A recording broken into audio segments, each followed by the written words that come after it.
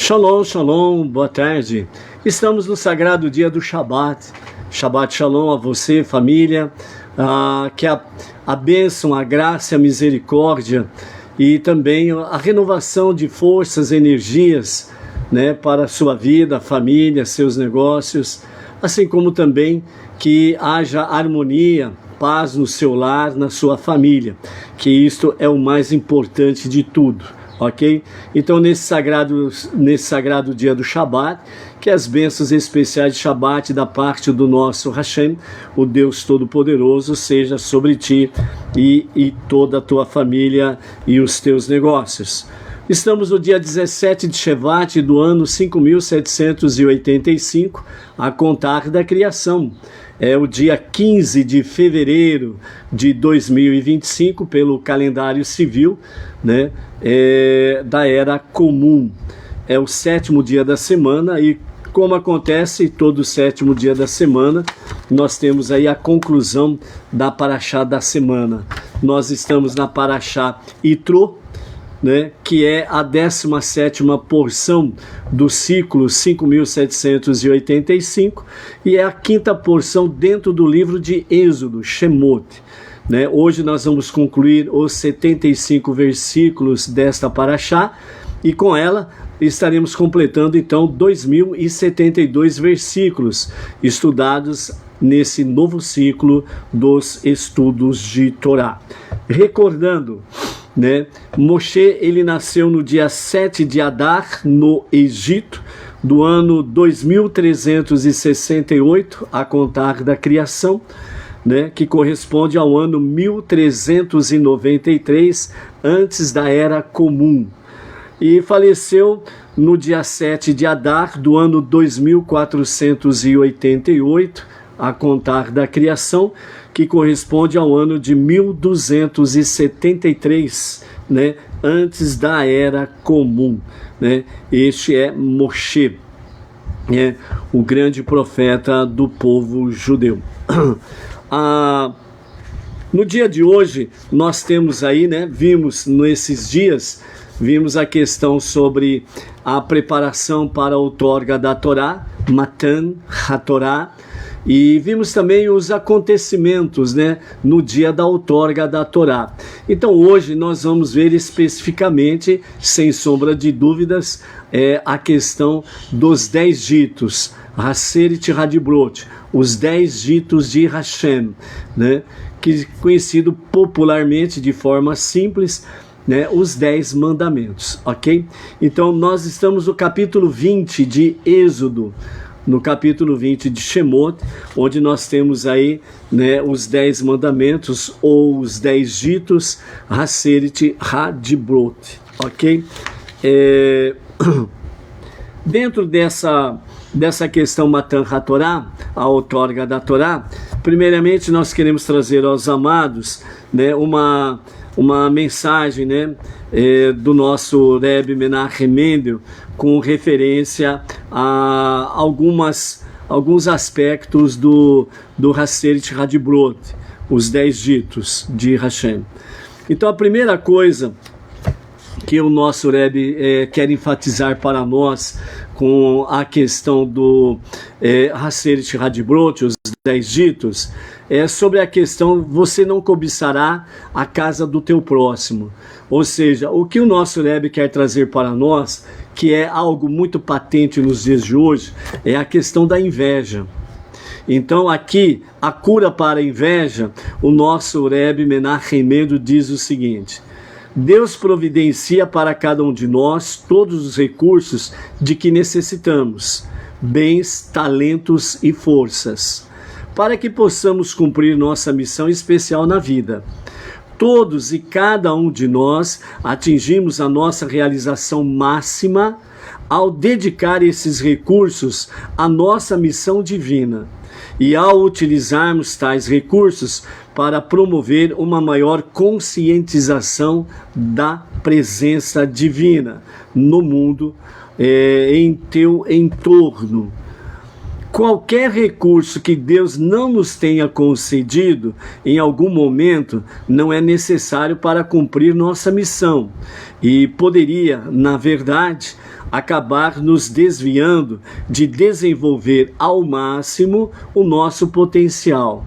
Refletir sobre esta verdade nos curará de toda a cobiça, de toda a inveja. Ou seja, o que o nosso Rebbe quer trazer para nós com referência à cura para a inveja, a cobiça? A primeira coisa que nós precisamos nos conscientizarmos realmente é sobre o aspecto que todos os recursos que é necessário a cada um de nós, com referência bens, isso está dentro do aspecto financeiro e material, talentos, capacidade, intelecto, sabedoria, né? Dons, para você poder realmente estar aí, estar habilitado para cumprir a sua missão. E bem também como forças, né? Isso está dentro de energia, saúde, vigor, bem como também a questão de você usar todas as tuas energias em prol de uma única causa essencial: transformar este mundo para ser a moradia de Hashem. Quando nós nos conscientizamos de que os bens que eu tenho é que Ele me deu, os talentos que eu tenho é que Ele me capacitou, e as forças que eu tenho é Ele que realmente nutriu em mim essas forças para sempre seguir em frente, para poder cumprir a nossa missão, a minha missão suprema, que é transformar este mundo para ser a moradia de Hashem. E onde que nós temos aqueles 5 passos famosos: Techuvá, estudo da Tefilá, prece diária, estudo da Torá, estudo das 7 leis de Noah e Tzedaká. Isso tudo, né, esses 5 passos, eles estão englobados dentro de bens, talentos e forças. Então, se nós nos conscientizamos disso, né, nos conscientizarmos disto, que o Todo-Poderoso, o Soberano dos mundos, o único Deus, o único Redentor, o único Criador e Salvador, Ele já me capacitou dentro desses aspectos, então o que eu vou fazer é dedicar à missão que Ele confiou a mim. Eu vou seguir em frente. Isso vai fazer com que eu esteja dia e noite, né, constantemente agradecendo a Ele pelos bens, talentos e forças que Ele me capacitou para cumprir a missão. Então, nesse sentido, simplesmente, como diz o nosso Rebbe Menachem Mendel, esta é o antídoto para a inveja e a cobiça.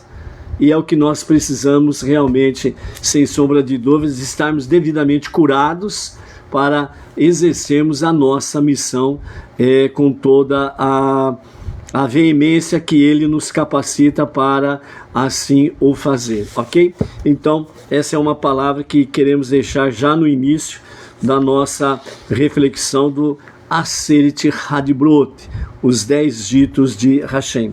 Matan HaTorá, a outorga da Torá, né, está no capítulo 20 de Êxodo, né, que é o livro de Shemot. Segundo os ensinamentos racídicos, que nos fala sobre essa questão da outorga da Torá, Matan HaTorá, então, à primeira vista, os 10 mandamentos consistem de tipos muito contrastantes de mitzvot, né, de mandamentos. Os primeiros mandamentos, onde diz: eu sou Deus, o teu Senhor, e a proibição de adorar ídolos, se referem aos assuntos espirituais relacionados à unidade divina, à unidade de Deus. Os outros mandamentos, porém, consistem em instruções tão simples como: não cometa homicídio. É algo simples. Não faça sequestros, né? Não cobice aquilo que é do seu alheio, né? Do seu próximo, etc. e tal, aquilo que pertence ao seu próximo, né? Então, os demais mandamentos estão dentro desse aspecto, né? De instruções de forma simples, que todas as camadas culturais podem compreender simplesmente podem compreender. Então, tem aí honrar pai e mãe. Então, é simples, todos entendem isso, certo? E assim sucessivamente. Deus juntou estas duas categorias contrastantes de mandamentos, né, nos 10 mandamentos, para indicar que a outorga da Torá realizou uma união do que é espiritualmente acima com o que está fisicamente abaixo, ou seja, o divino e o humano, certo? O mundo espiritual e o mundo material, trazendo o quê? Uma fusão. Então esta união, esta fusão, através dos 10 ditos, Haseret Hadibrot, né, foi possível fazer a fusão entre Deus e o ser humano. Antes de Matan HaTorá, o espiritual e material eram 2 mundos separados, incapazes de se fundir. Mas quando a Torá foi dada, Deus anulou este decreto, outorgando aos judeus a habilidade de unir a terra com o céu, através da execução de mandamentos. Os patriarcas que tiveram antes da revelação do Sinai, eles cumpriram muitos mandamentos com objetos materiais, mas eles não tinham consigo a habilidade de instilar santidade na matéria. O principal objetivo do cumprimento das mitzvot pelos patriarcas era causar uma revelação espiritual. A meta, porém, não era mudar o objeto material.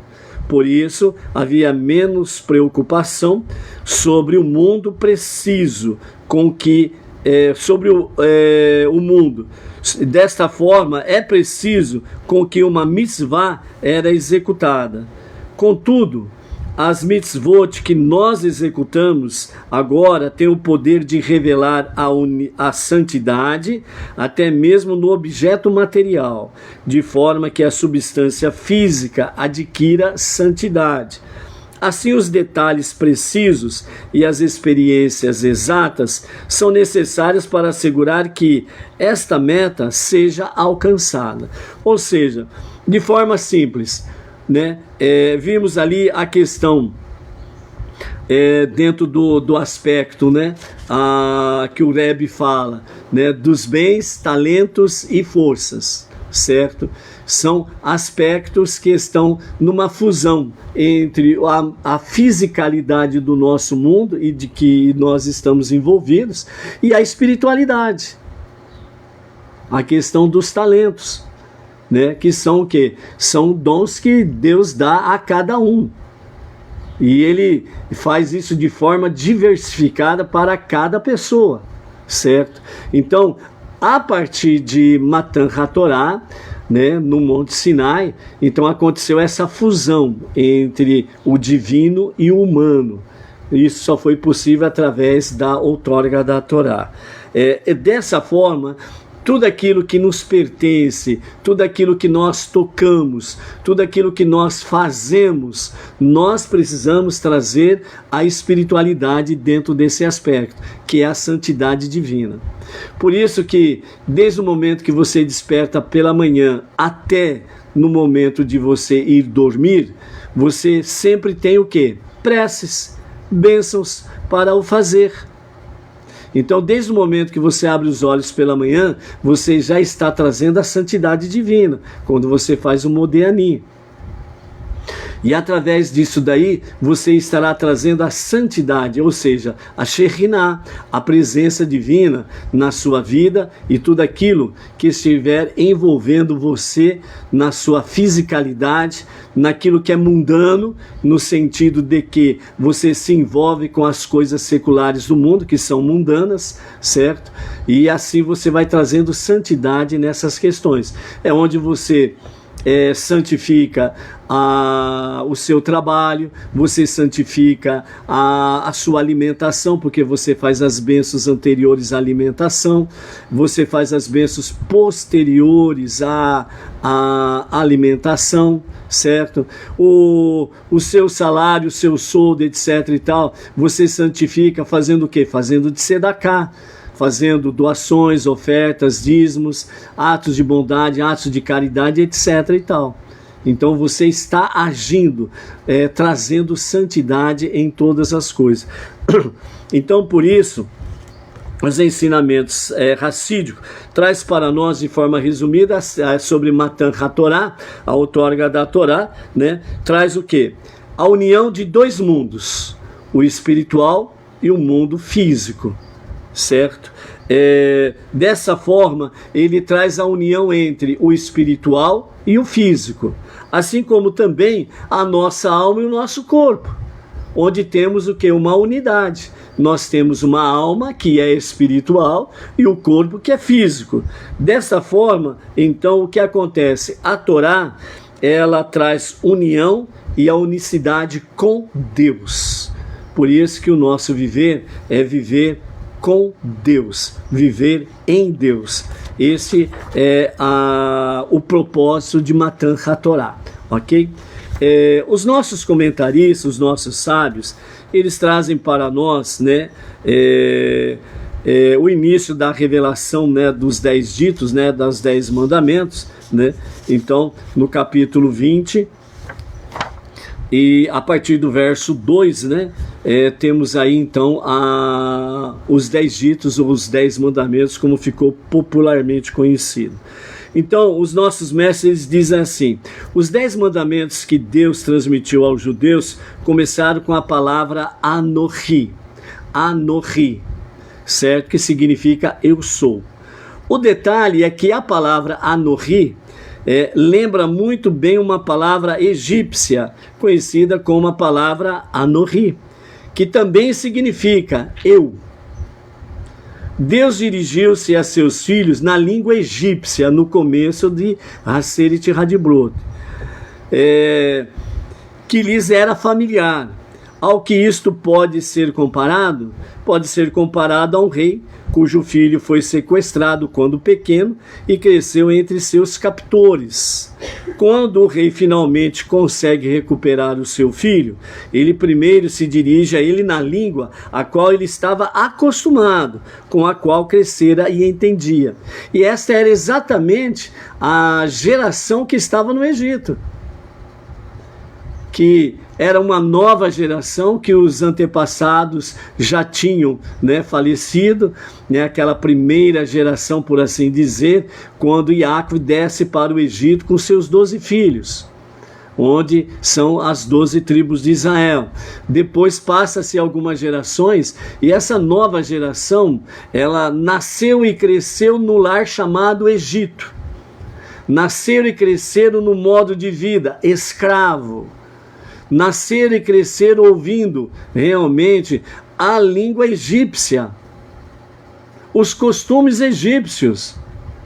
Tanto é que o sacrifício do cordeiro, que não foi para sacrifício de pecados, mas foi para o sacrifício da idolatria. Por quê? Porque aquela geração estava acostumada a ver o cordeiro como os egípcios, uma divindade, um Deus. E depois Deus falou, cada família vai pegar um cordeiro, vai colocar dentro de casa por 4 dias, e no final do 4º dia vai sacrificá-lo, que é o sacrifício da idolatria, para romper completamente com a idolatria.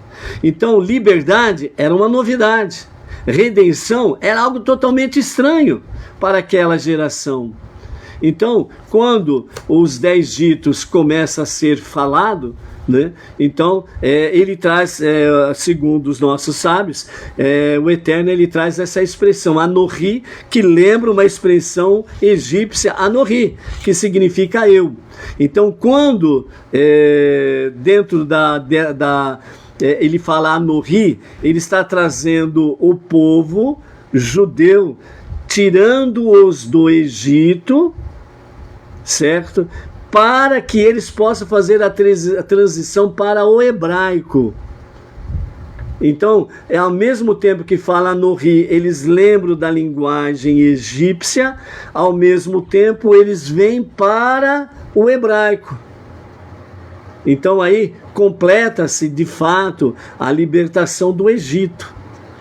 Por quê? Porque eles saem da língua egípcia e vêm para a língua hebraica, ok?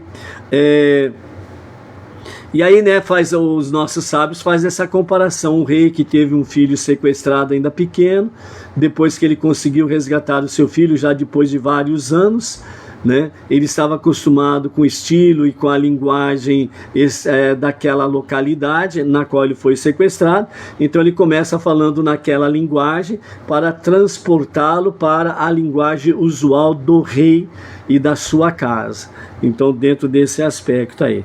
Então Deus também falou primeiro aos seus filhos, os judeus, em egípcio, dizendo: vocês contemplam hoje a minha glória, portanto nunca mais serão capazes de adorar ídolos estranhos. Não é possível a um homem ver seu Deus face a face, em toda a sua glória e poder, e depois inclinar-se diante de uma figura feita pelo homem. Vocês testemunharam todos os milagres grandiosos que operei para vocês no êxodo do Egito e na divisão do mar. Vocês mesmos os atravessaram por terra seca, enquanto os egípcios se afogaram no mesmo lugar. Não sou como os reis humanos, cujos súditos retiram de seu caminho todos os obstáculos e estendem tapetes grossos à sua frente. Não sou como o rei humano, cujos súditos iluminam o caminho, enfeitam a casa para honrar a sua chegada, né? Sou o rei dos reis, que faz tudo isso para vocês, meus próprios filhos. Na criação formei o mundo e iluminei, criando o sol, a lua e as estrelas. Cobri a superfície da terra com um tapete de grama e com alimentos em abundância. Enchi a terra de hortaliças e flores belas e fragrantes. Tudo em sua honra. Tenho isso sempre em mente. E saibam que não há ninguém como eu, entre todos os reis do mundo. A minha bondade não cessará jamais. E aí, né, adentramos dessa forma aos 10 ditos, aos chamados 10 mandamentos. Então, o primeiro mandamento é acreditar na existência de Deus e em sua providência. O segundo mandamento, não adorar ídolos. O terceiro mandamento, não pronunciar o nome de Deus em vão. O quarto mandamento, observar o Shabá. O quinto mandamento, honrar pai e mãe. E nesse quesito aqui, né, os sábios tecem um comentário muito extensivo, né, sobre esse quinto mandamento. O sexto mandamento, não matar. O sétimo mandamento, não cometer adultério. O oitavo mandamento, não raptar ou sequestrar, né, ou roubar. Estão na mesma questão. O nono mandamento, não levantar falso testemunho. E o 10º mandamento, não tentar trazer à posse de alguém o que pertence a outro. Não cobiçar as coisas alheias, ok? Alguns comentários sobre os mandamentos para nos localizarmos com referência às suas importâncias, ok? Então, o primeiro mandamento, acreditar na existência de Deus e em sua providência. Eu sou Deus, teu Deus, que vos tirou da terra do Egito, da casa do faraó, onde fostes escravos. Eu sou tanto Deus, um Deus misericordioso para os que me obedecem, como também Eloqueha, um Deus punitivo para os que se recusam a me ouvir. Então essa expressão, como diz na Kabbalah, Eloqueha, né, é a severidade, né, a Gevurah, a severidade do Eterno no seu julgamento. Né? Então por isso fala um Deus punitivo para os que se recusam a me ouvir. É usada a expressão punitiva porque todo mundo conhece isso. Todo mundo conhece o que é punição. Então traz essa expressão justamente para nos localizarmos sobre aquele aspecto de amor e temor, né? Amor mesmo, né? Temor, ele é vamos dizer assim, um pano de fundo para encobrir a palavra chamada medo. medo de romper com Deus, medo de violar os seus mandamentos. Então, a palavra medo todo mundo conhece, como também conhece a palavra punitivo, né, ou punição. Então, aquela questão, quem obedece tem os favores divinos, quem é rebelde e desobedece à vontade divina tem as suas punições, as consequências da sua decisão, né? Então é aquela mesma questão, não adianta nada você querer plantar uvas e querer colher abacaxi ou o inverso, né? Querer plantar banana e colher tâmaras e vice-versa, né? Então essa é a realidade. Então na realidade a punição aí, na verdade, é o fruto da nossa rebeldia, é o resultado da nossa desobediência. Ou seja, é nós mesmos que ditamos a nossa própria punição em sermos rebeldes à vontade de Hashem. Ok? Então, a obrigação imposta pelo primeiro mandamento é de acreditar na existência de um Criador onipotente, saber que ele exerce providência contínua sobre o universo, que ele é a força que dita todas as leis naturais. Ele sustenta e provê para todas as criaturas, da mais diminuta à maior. Ou seja, tudo aquilo que existe no universo, tanto as visíveis como as invisíveis, ele é o provedor de todas elas, né? Deus fez com que esse fosse o primeiro de todos os mandamentos, porque devemos reconhecer a Deus para poder observar os seus mandamentos. Porque Deus escolheu descrever a si mesmo como o Deus que tirou os filhos da terra do Egito? Bandidos, melhor dizendo, surpreenderam uma nobre senhora em seu passeio e estavam prestes a raptá-la. O rei soube do ocorrido e interveio. Se não tivesse enviado suas tropas imediatamente para resgatá-la, o pior poderia ter acontecido. Quando mais tarde propôs-lhe casamento, ela perguntou-lhe: que presente você me oferece? O rei respondeu: o próprio fato de que te salvei dos raptores não é suficiente para que teu coração penda em minha direção? Similarmente, Deus apresentou-se ao povo no Monte Sinai como o Deus que nos redimiu, recordando-lhes assim sua obrigação especial para com ele, né? Então, dessa forma, né, eu sou o teu Deus, que vos tirou da terra do Egito, da casa do faraó, onde fostes escravos. Por isso que os sábios falam que Matan HaTorá foi uma ação de casamento entre Hashem e o povo judeu, né? Então, qual o presente que se dá para a noiva? É exatamente esse, né? Tirou o povo judeu da terra do Egito, da terra da escravidão, da casa do ditador faraó. Ok?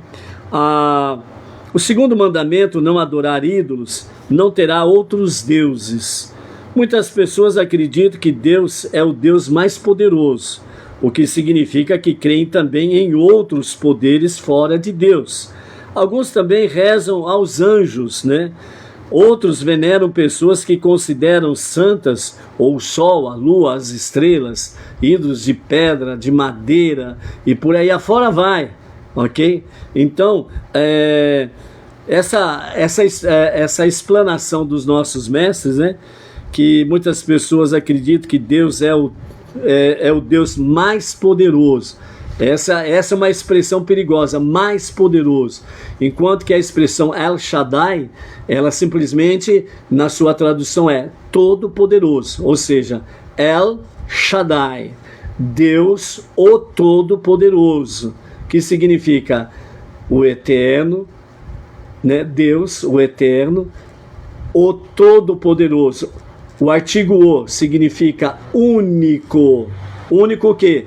Todo-poderoso. Então ele não é o mais todo-poderoso, ele é o todo-poderoso, que significa o único todo-poderoso. Ele não é mais e nem menos. Então a expressão correta é essa, o todo-poderoso, ok? Quando os sábios estiverem em Roma, filósofos, né, gentios, perguntaram-lhes: se Deus não quer ídolos, por que ele não os elimina? Então, responderam os sábios: se os idólatras adorassem apenas objetos inúteis, seu ponto seria válido. Contudo, também adoram o sol, a lua e as estrelas. Acaso deveria ele, o Eterno, dizimar o universo por causa dos tolos? Deus ordenou: não podereis servir a ninguém, exceto a mim, diz o soberano. Então, esse mandamento implica que é proibido acreditar em qualquer poder além de Deus, adorar ídolos e inclinar-se para eles. Nossos sábios proibiram inclinar-se perante ídolos, mesmo sem ter intenção de adorá-los. Tampouco é permitido possuir um ídolo, mesmo sem adorá-lo, né? Este mandamento inclui a proibição de fazer estátuas de um ser humano ou qualquer outra criatura ou objeto do universo, né, que serve como adoração.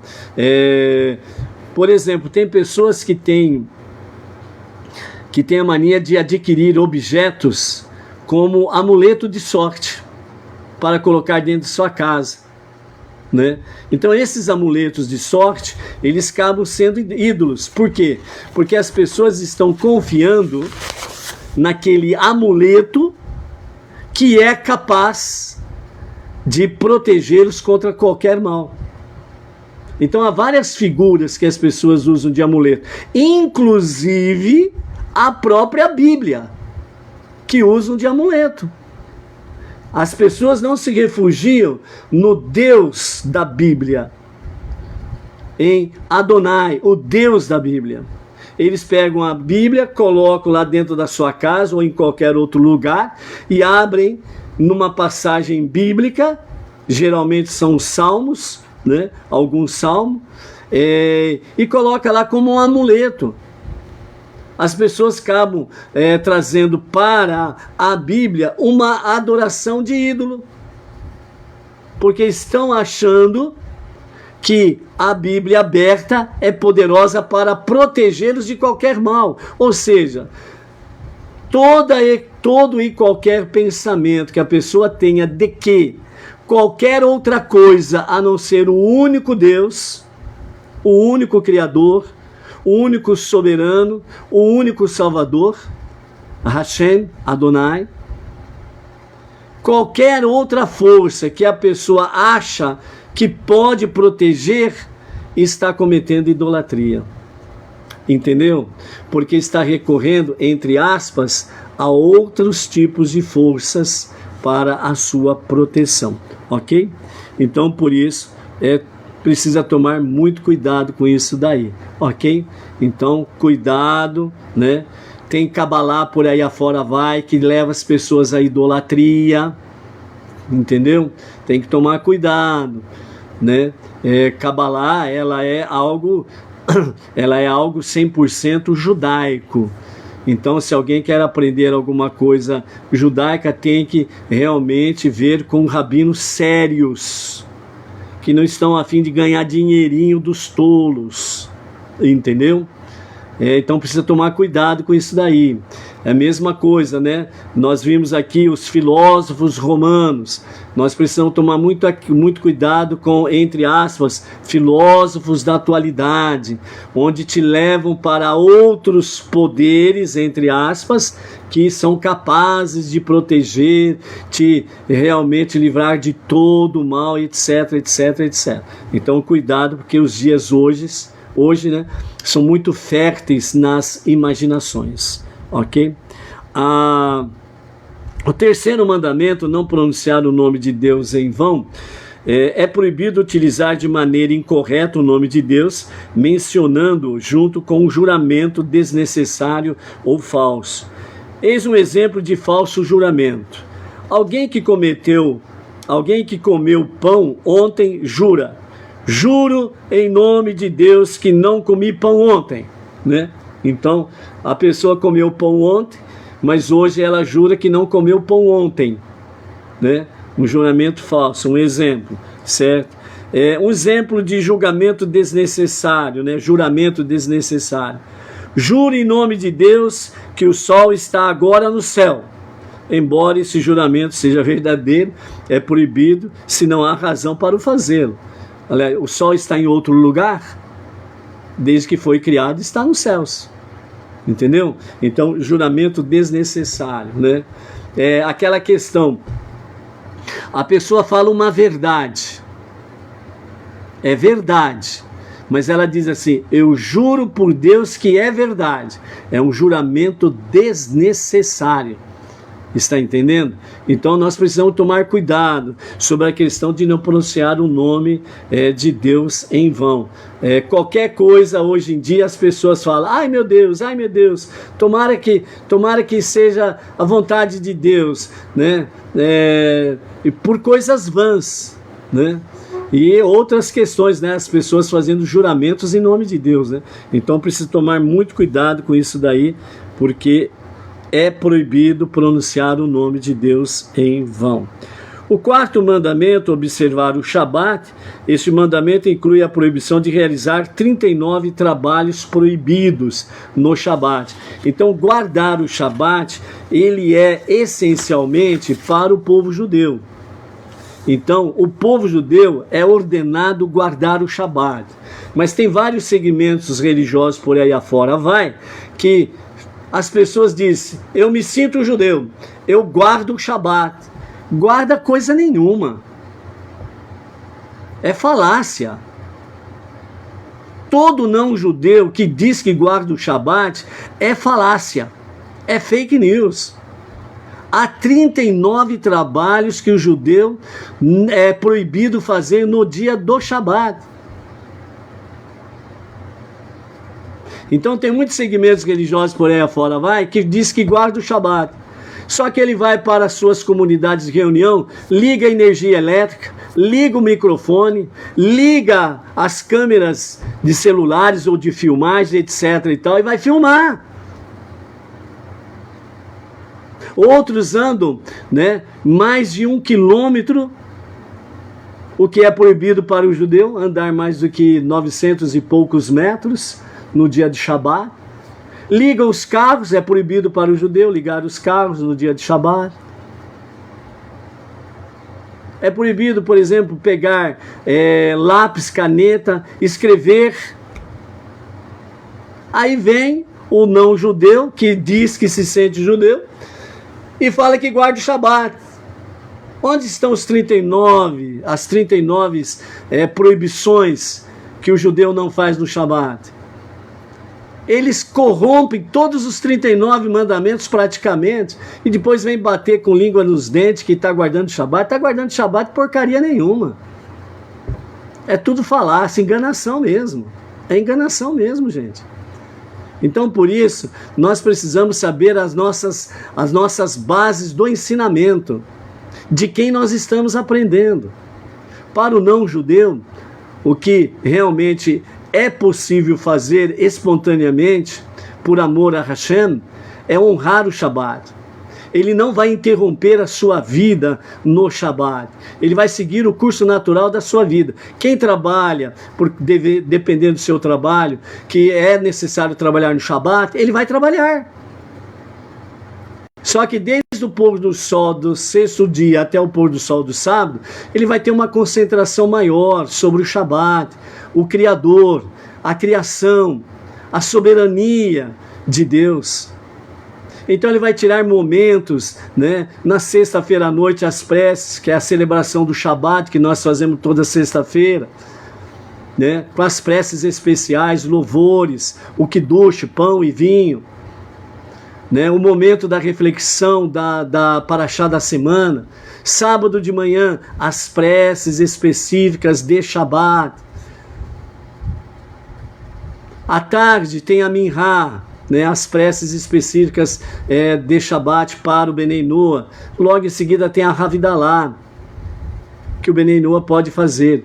Mas o curso natural da vida dele é normal. Vai almoçar, então a esposa dele vai ligar lá o fogão, acender o fogo, vai lá fazer a comida, vai esquentar a comida normalmente, sem peso nenhum de consciência que está rompendo com o mandamento. Nós tivemos, né, um período em que nós vivemos o chamado judaísmo pirata, que era esse caso. Eu me sinto judeu, eu vou viver como judeu. Então, quando nós chegávamos no Shabat, nós pegávamos as 39 leis proibitivas de Shabat. Então, à medida que ia passando o Shabat, a gente ia fazendo um risquinho. Esse eu fiz, esse eu fiz, esse eu fiz, esse não fiz, esse não fiz, esse não fiz, esse também não fiz. Aí chegava no final do Shabat, 39 trabalhos proibidos, geralmente, a maioria, não fazíamos. E depois a gente batia com a língua dos dentes e dizia, eu guardei o Shabat. Guardou o Shabat porcaria nenhuma. É judaísmo pirata isso daí.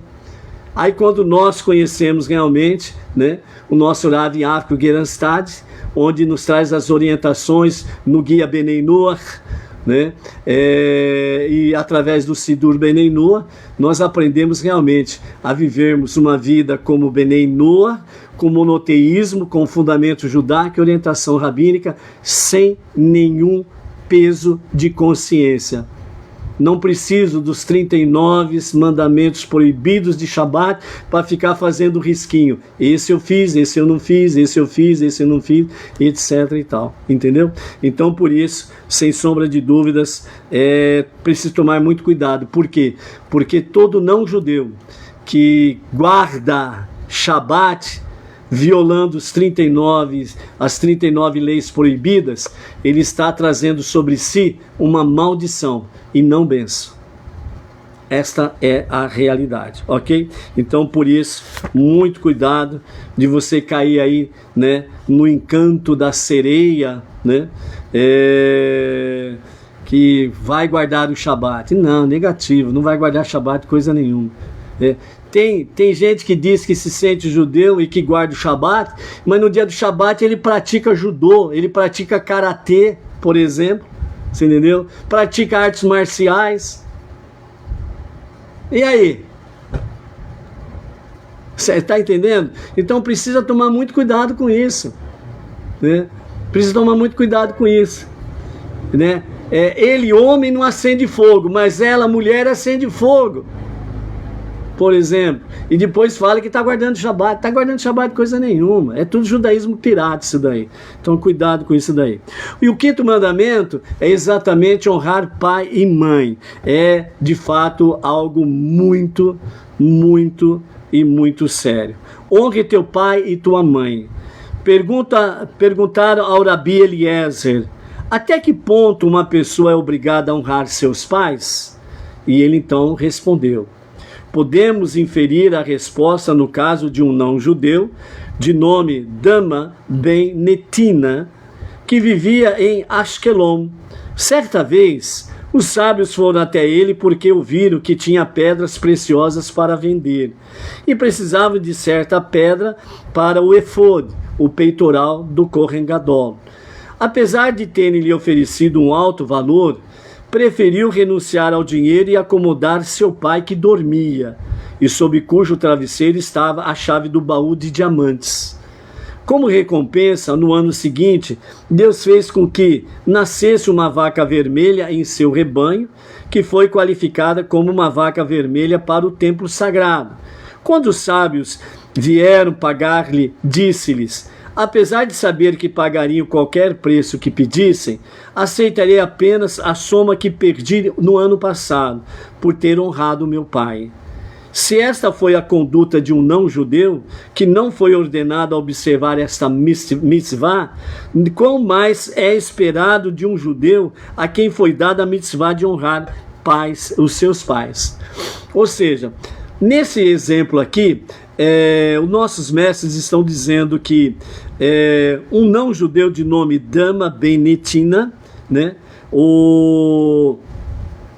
os judeus foram até ele porque sabiam que ele tinha pedras preciosas e eles precisavam de uma pedra, né, para colocar, uma pedra específica para colocar no efod, o peitoral do Kohen Gadol.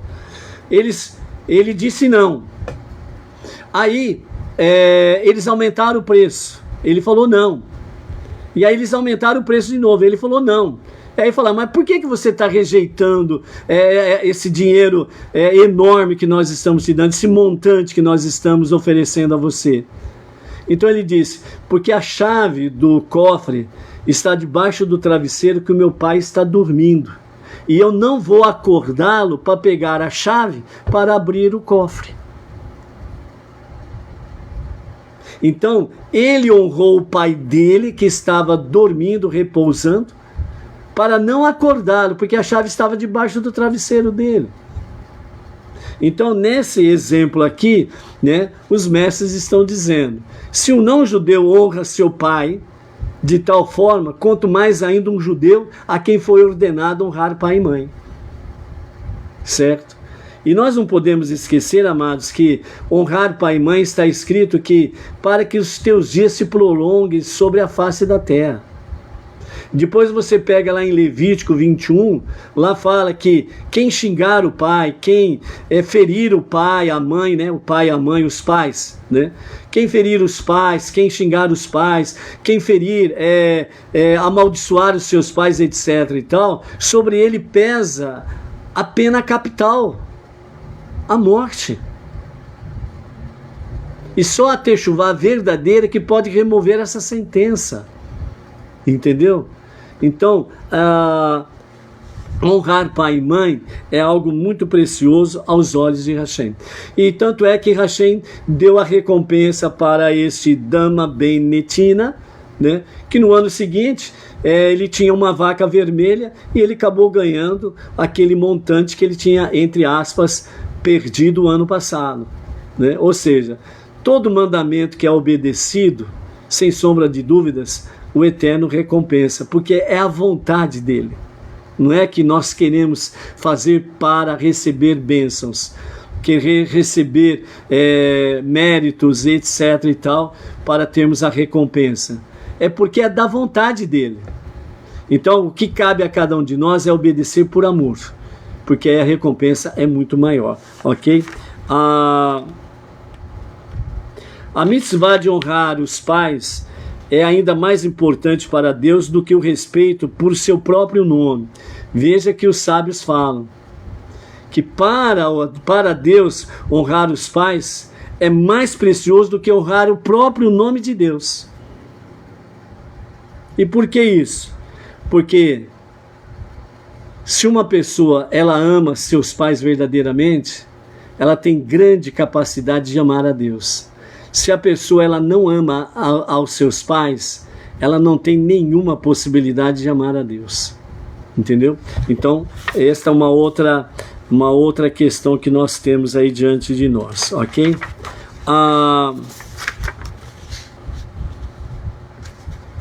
O sexto mandamento é não assassinarás. Normalmente é traduzido como não matarás.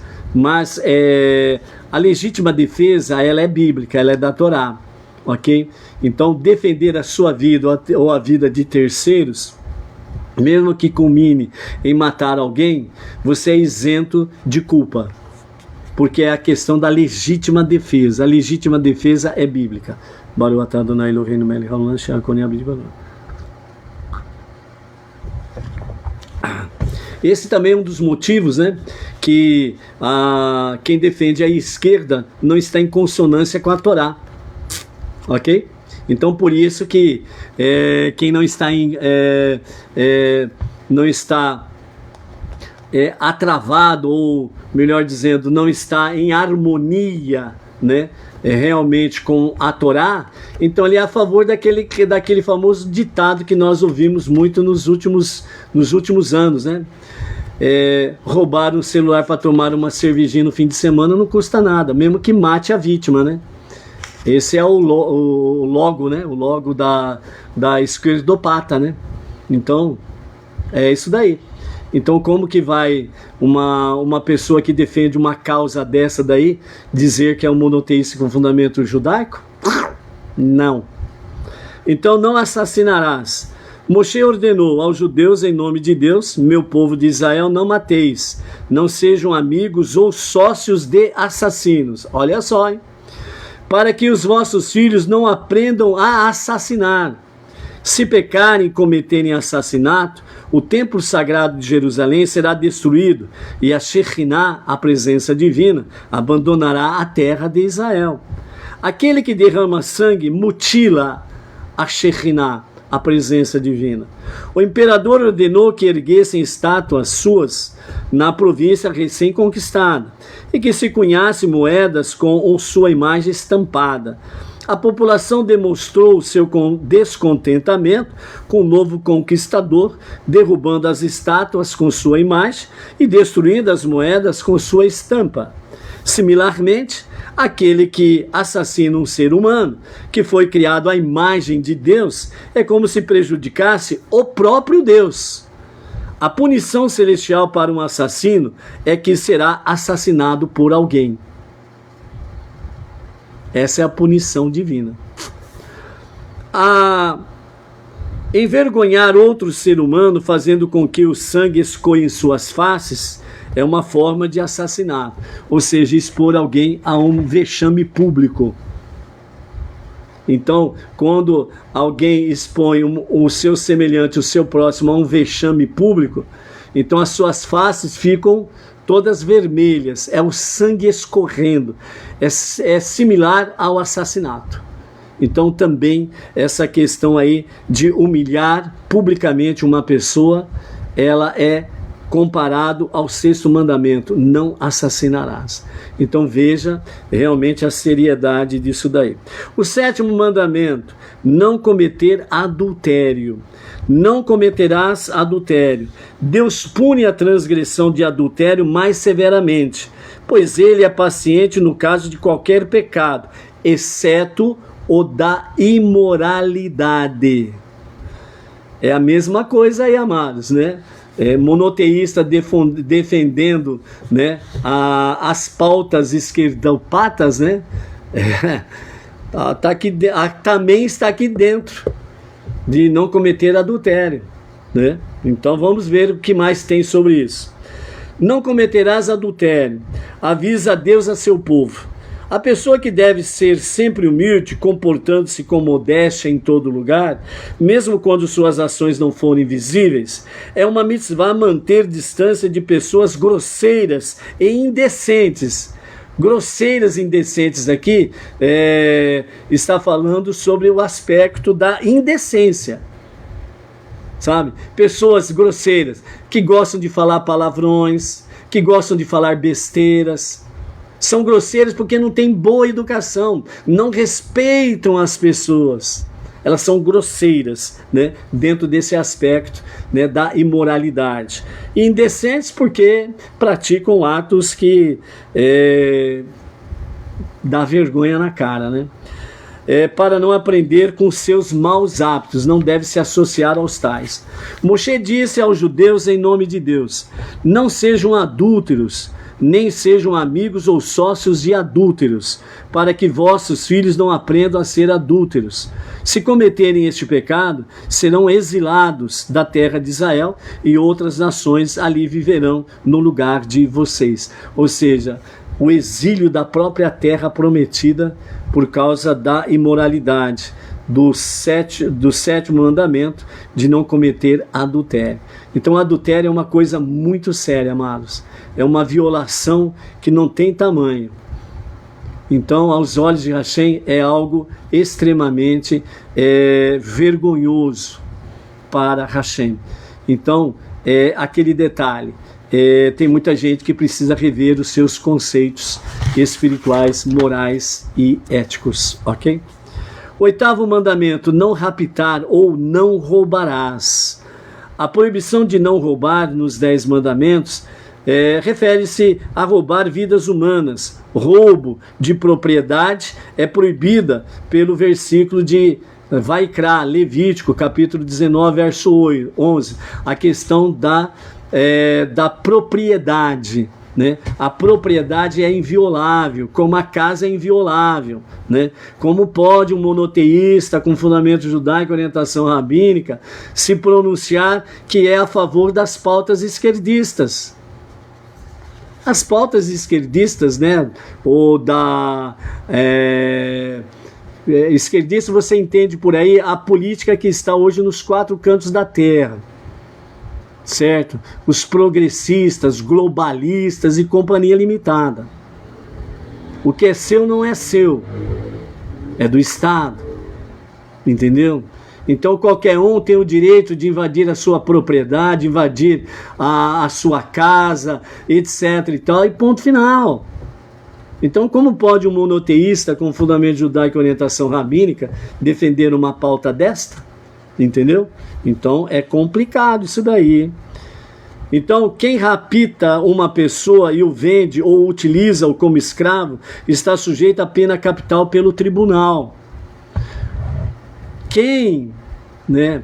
Por isso que eu sempre falo, né? O Benei Noach, que fica alheio aos acontecimentos no mundo, ele fica que nem uma pessoa anestesiada, né? Que nem uma pessoa que está aí e não vê o que está acontecendo. Ou seja, nesse caso específico aqui, que nós acabamos de falar, né? Quem rapta uma pessoa e a vende ou utiliza-o como escravo está sujeito à pena capital pelo tribunal. A pena capital é a morte. O que nós estamos acontecendo? Só no Brasil, em torno de 50 mil crianças, se não me falha a memória, simplesmente desaparecem. Desaparecem do nada. Quando foi dito aí por certos parlamentares, né, a onda de pedofilia e de tráfico de crianças para fins sexuais na ilha de Marajó, quase que o mundo desabou na cabeça de certos parlamentares aí que começaram a denunciar. Não demorou muito, começou a aparecer, não somente no Brasil, como também nos Estados Unidos e na Europa, o tráfico de crianças e mulheres para fins sexuais. Quem que defende essa pauta? Não preciso nem perder meu tempo para falar. Você sabe quem é que defende essas pautas. Um monoteísta com fundamento judaico e orientação rabínica pode estar do lado de um povo desse se está escrito, né, para se associar? Aseret Hadbrot, os 10 ditos de Hashem. É algo sério, não para ficar brincando como muitos estão brincando por aí. Moshe ordenou em nome de Deus: povo de Israel, não roubem e não sejam amigos ou sócios de ladrões, para que vossos filhos não aprendam a roubar. Não preciso nem falar sobre associação com o mandatário que está por aí, né? E os seus asseclas, né? Então por aí afora vai. Mas isso também está dentro do aspecto no seu trabalho, por exemplo, né? Pode acontecer algo semelhante. O 9º mandamento: não levantar falso testemunho. Não levantarás falso testemunho contra seu semelhante, não darás falso testemunho contra teu próximo, disse o Eterno ao seu povo. Eu criei tudo em meu mundo, só a falsidade não criei. Portanto, todo aquele que dá falso testemunho contra seu próximo está negando a criação do mundo. Não levantarás falso testemunho contra quem quer que seja. E o 10º mandamento: não tentar trazer à posse de alguém o que pertence a outro. Ou seja, não cobiçarás a casa de teu semelhante, nem sua esposa, nem seus servos, nem nada que pertença a teu semelhante, e como resultado engendrar planos para consegui-los. É proibido fazer qualquer tentativa de obter algo que pertença ao outro, porque alguém deseja possuí-lo ele mesmo.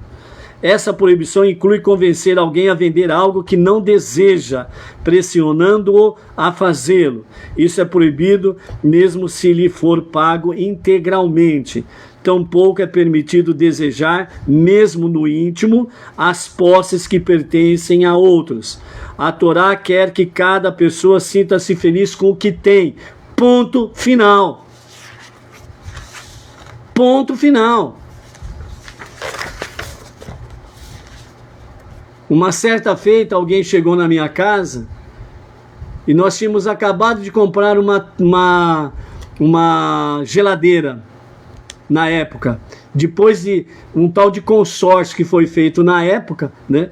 E 10 pessoas fizemos um grupo, né? Fizemos então a mensalidade de uma geladeira por mês, né? Dividimos entre os 10 e fizemos um sorteio entre os 10 para cada um pegar na sequência a geladeira de 1 a 10. Obviamente eu caí no 10º lugar, eu fui o último a pegar a geladeira. Certo? E fazia poucos dias que a geladeira nossa estava em casa lá, recebemos uma visita, e a visita olhou para a geladeira e olhou e falou assim: eu que merecia ter uma geladeira dessa. Sabe o que aconteceu no dia seguinte? O motor da geladeira queimou. Olha o olho gordo, o olho de inveja, como é terrível, entendeu? O motor da geladeira nova queimou. Então, por isso, amados, né? O perverso traço de desejar os bens de outrem faz com que a pessoa se torne criminosa, pois em seu impulso de obter o objeto de desejo é capaz de tornar-se violento se lhe for negado. Pode estar preparado até mesmo para matar alguém que possui o objeto que ele deseja. Então a cobiça, a inveja é algo grandemente, altamente destrutivo, certo? Enquanto os 5 primeiros mandamentos mencionam o nome de Deus, este é omitido dos 5 últimos. Deus disse que meu nome não seja associado a assassinos, adúlteros, ladrões, testemunhas falsas e pessoas invejosas e cobiçosas. Haseret Radbrot, os 10 ditos de Hashem. Fica aqui a nossa reflexão sobre isso. Analise, tire suas conclusões, que ela venha pender realmente para a direita. Hesed, amor, bondade de Hashem. A Havidalah, ela acontecerá às 19h21. Shalom, shalom. Até lá.